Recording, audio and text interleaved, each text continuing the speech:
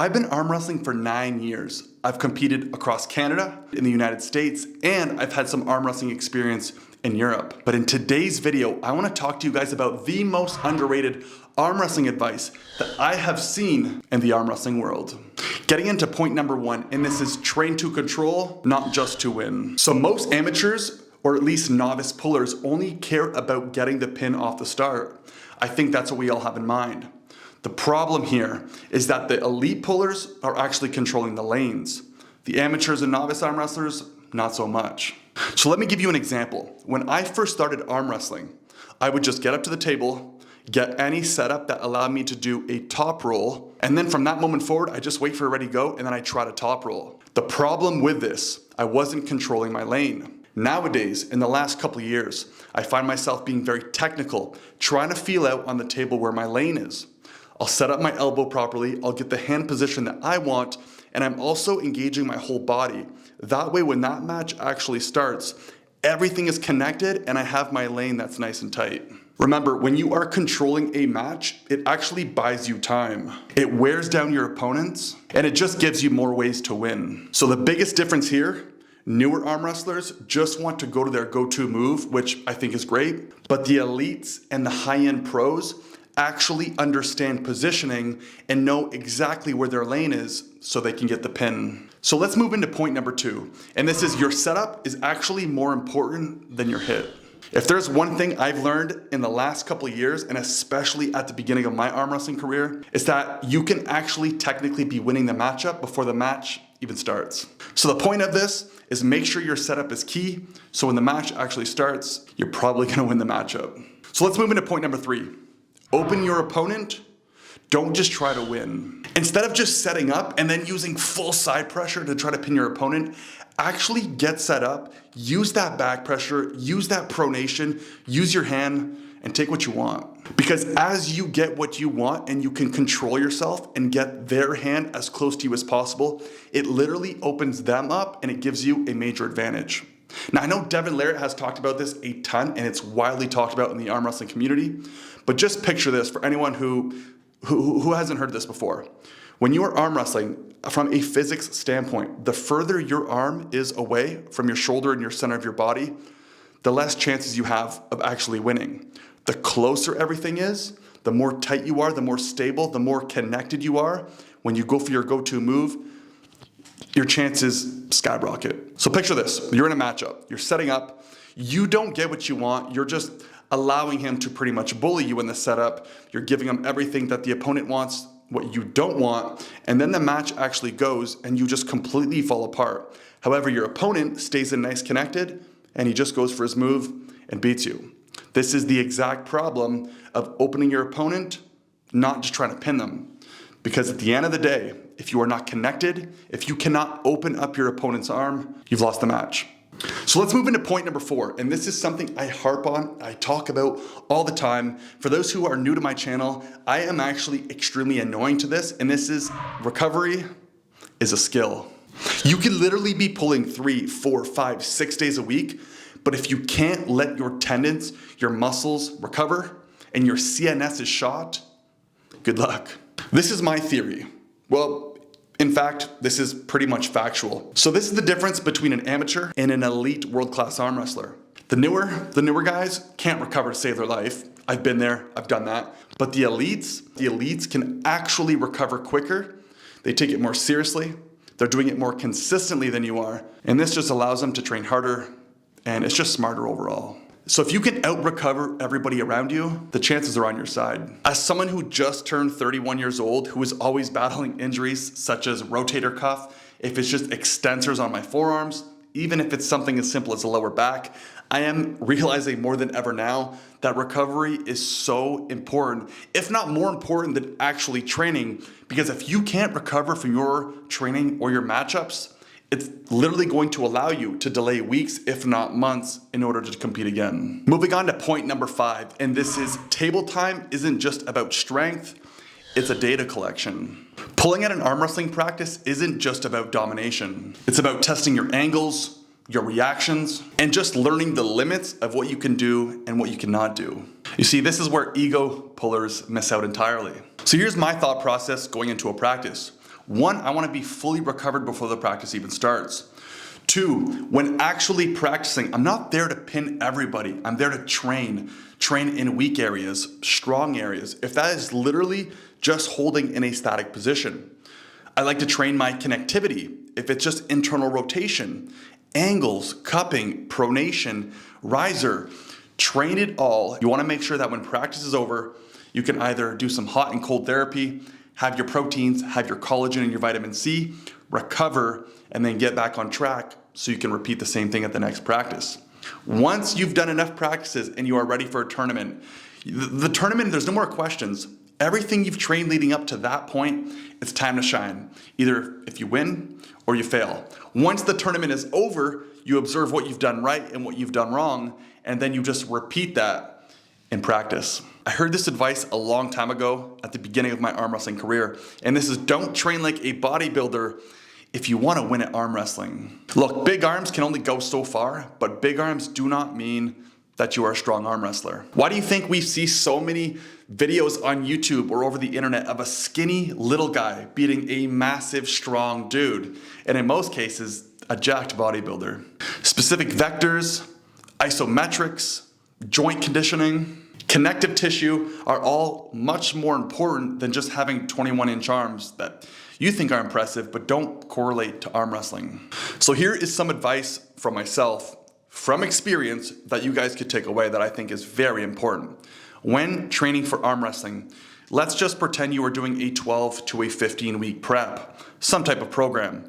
At the beginning of the prep, focus on that hypertrophy, that high rep range. As you move towards the middle of the program, that's when you want to start going lower rep, higher weight, and then in your final weeks, 2 to 3 weeks out from a tournament, that's when I would be focusing on isometrics, static holds, and then a couple days prior, just do some bands, don't touch the weights.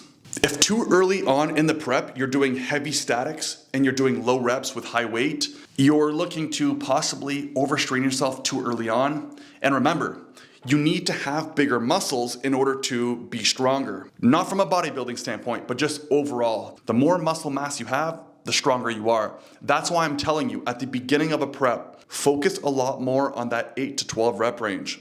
Try to do full reps, not specifically to arm wrestling. You need to build up the muscle tissue. As you move in towards the middle of the program, lower your reps, bring up the weight, and that's where you can build in the strength. You have more muscle mass, you have more strength, and then as you're tapering off towards the end, that's when you want to focus more on bands and isometrics so you can harden your tendons and get ready for the tournament. The amount of times I've seen this at a tournament or even something as simple as a practice, which is something I preach all the time. And moving on to point number 7, this is learning how to breathe during your match. We see this a lot in the amateurs and the novice classes from men to women. But tensing up during your buildup of the match doesn't get you anywhere. If anything, it's a disadvantage. So as you're setting up, you're getting what you want.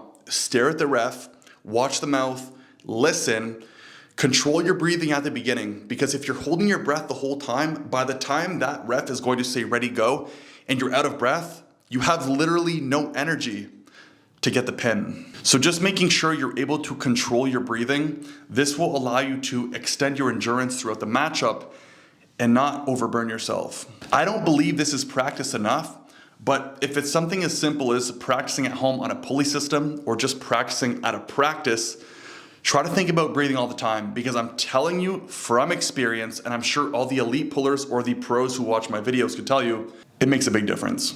Let me give you an unorthodox example. Let's just say that we are doing a bench press, and right before I push the weight off the bar, I've already breathed out. I've literally pushed all the air out of my lungs. How am I supposed to lift 300 pounds if I don't even have a breath? I have literally no energy. So take that into the arm wrestling world. When you're going to start a matchup, slow your breathing down at the beginning of the matchup, because when that ready go starts, you want to have the biggest breath as possible. Moving on to point number 8 of the most underrated arm wrestling advice that I have seen. And this is strong fingers can compensate for a lot. I've seen some really elite pullers with a very strong cup, but their fingers, not so much. Elite fingers is pretty much equal to better containment, which then leads you to better pronation and then eventually the riser. So I've been told maybe the last year, my cup was never really the best, but I had very good finger containment. If it was something as simple as using grippers all the time, I'd always find myself in a straight position. My wrist would never fold back, but my fingers could always stay contained. And it's got me a long way, but you have to make sure that your fingers and your cup are equally as strong. So my advice for this specific point, make sure you are actually training for your fingers, not just cup and not just fingers. I recommend doing both. Picture this, you can be strong in a cup or you can be strong on your fingers. But if you can't do both, this is literally the position you have to be in a matchup. You're gripping up and you end up right here. If you can't contain your fingers, it's going to be a lot easier for your opponent just from a physics standpoint, because if your wrist is further out, as you open up in a losing position, you'd rather open up with your wrist curled and your fingers stuck in. But if you're opened up over here, it's a lot easier for your opponents to roll through the fingers. Now, I hate to be the bearer of bad news, but for someone who's been arm wrestling for 9 years and has just turned 31 years old, I have finally discovered, and this is moving into point number 9, that your elbow path is your move. Wherever you put your elbow on that table is literally where your pressures in your lane will start. It's one thing to be doing a top roll and to be going on the outside, but if you keep your elbow further out from yourself, it's not good connectivity. When arm wrestling, when I'm lining up for a top roll, my arm comes up and it moves to center. I then rotate my shoulders over here, and as they do the ready go, instead of me moving back in like a lat pull position and going to the side, I am now already on that 45-degree angle, and I can use side pressure, back pressure, pronation, and cup at the same time. It's a little bit more of an advanced move, and it requires a little bit more tendon strength. But I am telling you, if you are not using your elbow, the elbow path, don't focus on just straight side pressure. Focus on being tight and then already being prepared on the matchup, so when you go to the side, your elbow and your shoulder are in the same lane. Now, to give you an idea of how beneficial this is, I would honestly say that it is an increase of 15 to 20% strength if you were able to take your elbow and your shoulder path in the direction you want to pull. If you're not connected there and you're loosey-goosey, you're probably not going to win the matchup. So moving on to point number 10 of the most underrated arm wrestling advice. And this is, the guy who can stay in the fight the longest usually wins. And I have good news and I have bad news for you. If you are someone who is very strong and you're quick, this probably won't apply to you as much. But I guarantee you at some point, you're going to need it. If you are an elite arm wrestler, it is very likely that you have good endurance. But the sad reality is that most people towards the beginning of their arm wrestling career just don't. Picture this, I go into a practice. If I'm only training 10 to 20 to 30 minutes and then I'm hurt and I can't train anymore, how are you supposed to be able to endure long matchups? You pretty much can't. Now let's compare this to someone who stays at practice for hours on end and can recover properly. If you can actually arm wrestle for several hours and then legitimately be tired at the end, fully recovered, rinse and repeat, I would say your chances of doing well in the future are very good. As much as arm wrestling technically isn't a cardio sport, it actually is. The amount of times I've been in a tournament, I've competed once, I then went again, and then by the third or fourth matchup, I'm completely exhausted because I was an idiot and I did 4 or 5 different weight classes. Believe me, I've been there many times. But this is also a way for you to learn on how to manage your strength and your endurance, because you only have so much energy and you have to use it wisely. But if you don't have any endurance, good luck going into a massive tournament and competing with 7 to 10 guys. Now, luckily for super matches, I would say time it takes to actually pin someone is fairly quick, between 0.5 to maybe 3 seconds.